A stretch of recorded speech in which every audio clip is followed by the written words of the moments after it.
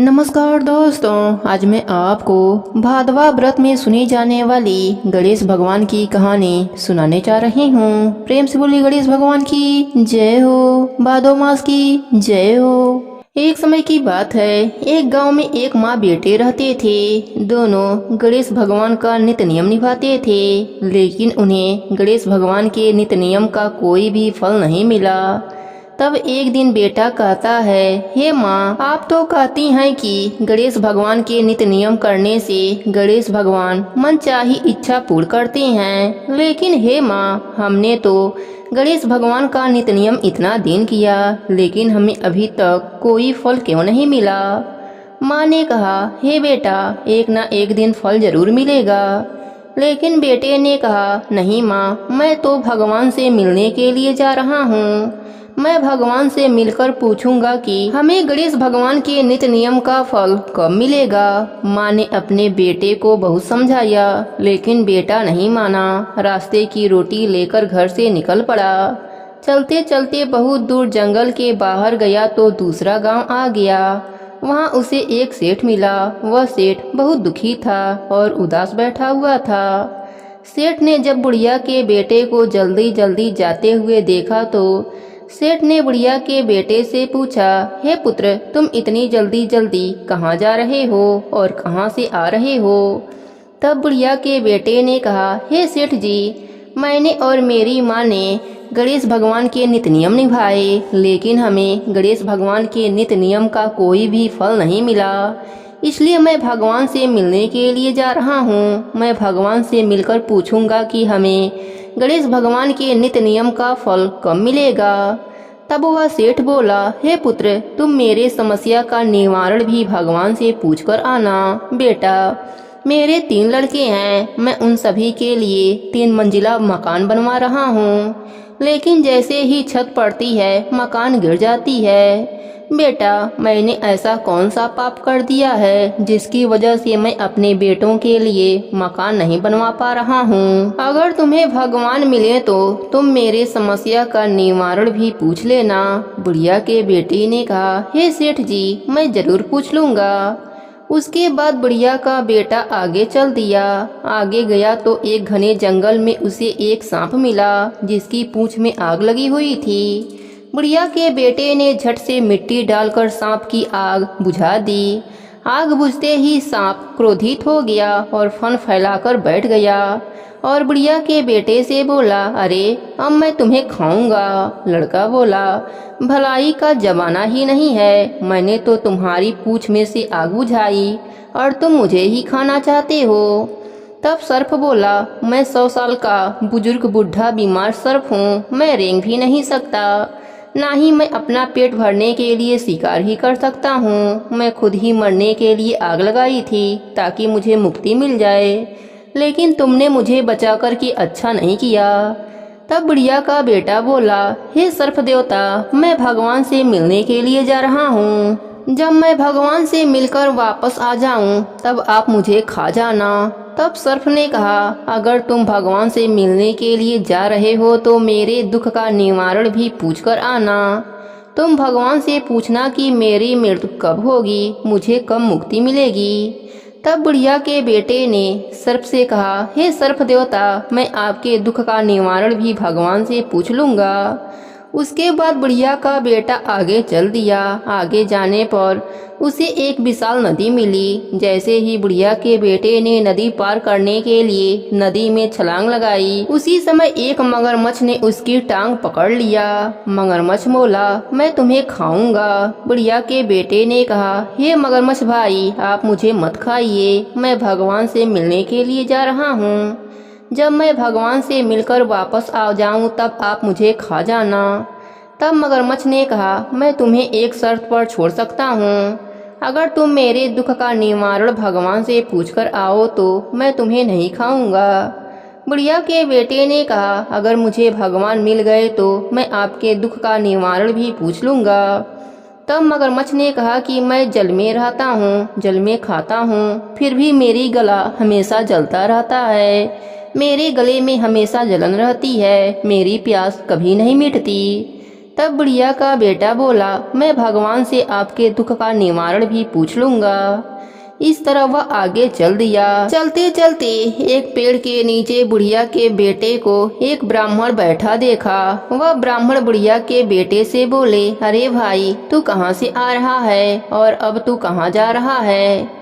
बुढ़िया का बेटा बोला, हे ब्राह्मण देवता, मैं भगवान गणेश से मिलने के लिए जा रहा हूँ। मैं उनसे मिलकर उनसे पूछूंगा कि मैंने और मेरी माँ ने गणेश भगवान के नित्य नियम किए, लेकिन हमें गणेश भगवान के नित्य नियम का कोई फल अभी तक क्यों नहीं मिला? हमारे नित्य नियम का फल हमें कब मिलेगा? मैं यही भगवान से मिलकर पूछूंगा। तब वह ब्राह्मण देवता बोले कि अरे, तू भगवान को कैसे पहचानेगा? तब वह लड़का बोला, मैं उन्हें जरूर पहचान लूंगा।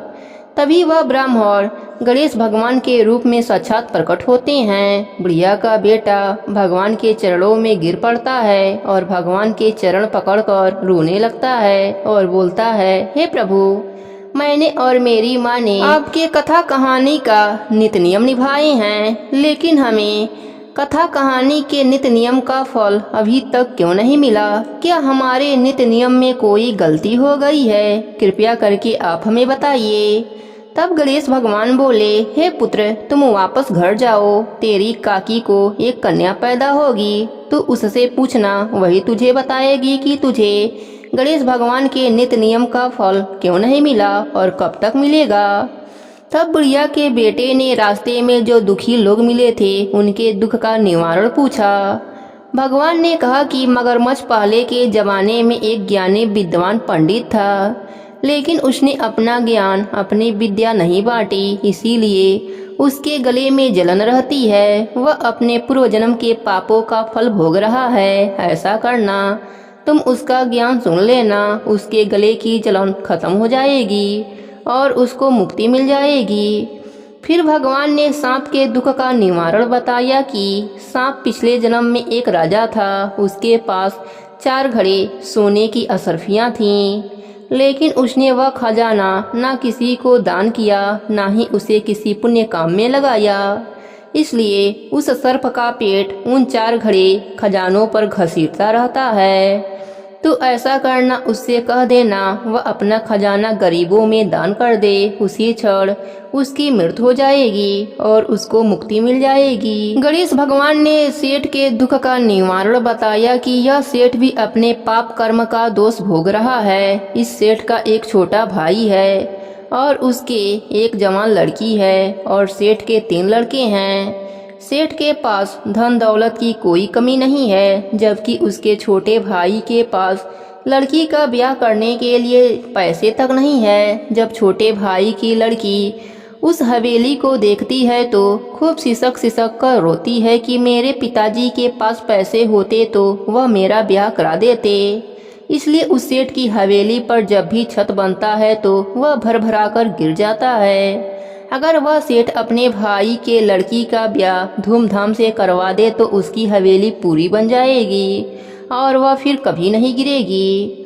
इस तरह बुढ़िया के बेटे ने सभी के दुखों का निवारण पूछा।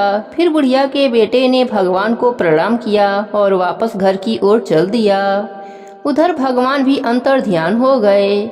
सबसे पहले बुढ़िया के बेटे को मगरमच्छ मिला। मगरमच्छ ने जैसे ही बुढ़िया के बेटे को देखा तो वह बोला, अरे भाई, क्या तुझे भगवान मिले? क्या तूने मेरे दुख का निवारण पूछा? तब बुढ़िया के बेटे ने कहा, आप अपने पिछले जन्म के कर्मों का फल भोग रहे हैं। आप पिछले जन्म में एक बहुत बड़े ज्ञानी पंडित थे, लेकिन आपने अपना ज्ञान किसी को नहीं बताया, इसलिए आपके गले में हमेशा जलन रहती है। अगर आप अपना ज्ञान, अपनी विद्या किसी को सुना दें तो आपके गले की जलन उसी समय मिट जाएगी। तब मगरमच्छ ने कहा, अरे भाई, मुझे देखकर तो सभी डर जाते हैं। मेरे पास कोई नहीं आता, मैं किसे अपना ज्ञान बांटूं? तो ऐसा करो, मेरा ज्ञान तुम ही सुन लो। तब मगरमच्छ ने अपना पूरा ज्ञान बुढ़िया के बेटे को सुना दिया। उसी समय मगरमच्छ के गले में ठंडक आ गई और जलन भी मिट गई। मगरमच्छ खुशी से नदी में चला गया। इस तरह बुढ़िया का बेटा आगे चल दिया। आगे उसे सांप मिला। सांप ने भी बुढ़िया के बेटे को देखकर पूछा कि तुझे भगवान मिले क्या? तूने मेरे दुख का निवारण पूछा क्या? तब बुढ़िया के बेटे ने सर्प से कहा, हे सर्प देवता, मैंने भगवान का दर्शन किया और मेरे दुख का निवारण भी हो गया है और मैं आपके दुख का निवारण भी भगवान से पूछकर आ रहा हूँ। हे सर्प देवता, आप पूर्व जन्म में एक राजा थे। आपके पास 4 घड़े भरे हुए सोने का खजाना था। आपने ना तो उन धन को दान किया, ना ही उन धन को किसी पुण्य कार्य में लगाया, इसलिए आपका पेट उन 4 घड़ों के ऊपर घसीटता रहता है। भगवान ने कहा है कि आप अपना यह 4 घड़ा भरा हुआ धन किसी गरीब को दान कर देंगे तो उसी क्षण आपकी मुक्ति हो जाएगी। तब सांप ने भी वही बोला जो मगरमच्छ बोला था। सांप ने कहा, अरे भाई, मुझे देखकर कोई भी मेरे पास नहीं आता, सभी मुझसे डरते हैं। तुम ऐसा करो, इस खजाने को तुम ही ले लो। तब सर्प देवता ने उस खजाने को बुढ़िया के बेटे को सौंप दिया। उसी क्षण सांप की भी मृत्यु हो गई और उसे मुक्ति मिल गई। बुढ़िया का बेटा ज्ञान और धन लेकर आगे चल दिया। आगे जाने पर उसे वही सेठ मिला। सेठ ने भी बुढ़िया के बेटे से पूछा, अरे भाई, क्या तुझे भगवान मिले? क्या तूने मेरे दुखों का निवारण पूछा? तब बुढ़िया के बेटे ने सेठ से कहा कि हे सेठ जी, मुझे भगवान मिले, दर्शन भी किया और मैं आपके दुख का निवारण भी पूछकर आया हूँ। आपके दुख के निवारण के लिए भगवान ने कहा है कि आपके जो छोटे भाई हैं उनकी जवान कुंवारी लड़की का विवाह धूमधाम से करवा दीजिए। जिस दिन आप अपने छोटे भाई के लड़की का विवाह धूमधाम से करवा देंगे, उसी क्षण आपका महल भी जुड़ जाएगा। इस पर सेठ बोला, अरे भाई, अब मैं अपने भाई के लड़की के लिए लड़का कहाँ खोजने जाऊँ? तुम ऐसा करो, मेरे भाई के लड़की से तुम ही शादी कर लो। फिर सेठ ने खूब दान दहेज देकर अपने भतीजी की शादी बुढ़िया के बेटे के साथ करा दिया और उसे खूब सारा दान दहेज भी दिया। बुढ़िया का बेटा ज्ञान, धन, दौलत, खजाना और पत्नी को लेकर अपने घर की ओर चल दिया। जब वो अपन घाट पर पहुंचा तो गांव के लोगों ने उसे आता हुआ देखकर भागे भागे बुढ़िया के पास पहुंचे और बोले, अरे ताई, तेरा बेटा दुल्हन और खूब धन दौलत के साथ आ रहा है।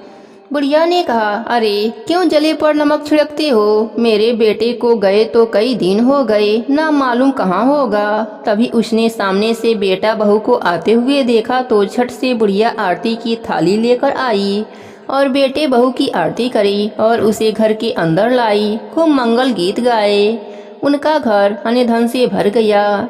थोड़ी देर बाद बेटा अपने माँ से बोला, हे माँ, काकी की लड़की हुई है क्या? माँ ने कहा कि बेटा, तुझे कैसे मालूम हुआ? तो बुढ़िया का बेटा बोला कि माँ, पूरी बात मैं तुम्हें बाद में बताऊंगा, मैं पहले काकी की लड़की से मिलकर आता हूँ।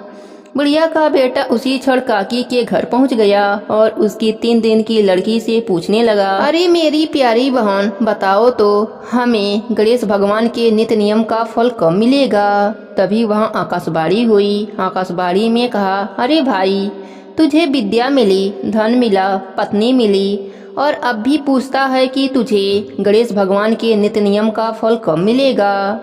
बुढ़िया का बेटा मंद मंद मुस्कुराने लगा और वह अपने बहन और काकी से मिलकर वापस अपने घर आ गया। घर आकर उसने अपनी माँ को पूरी बात बताई। सभी लोग गणेश भगवान की जयकारा लगाने लगे। हे गणेश जी महाराज, जैसे आपने बुढ़िया और बुढ़िया के बेटे पर अपनी कृपा करी, वैसे ही अपने सभी भक्तों पर अपनी कृपा बनाए रखना। कहानी अधूरी हो तो पूरी करना, पूरी हो तो मान रखना। प्रेम से बोले गणेश भगवान की जय हो, भादो मास की जय हो।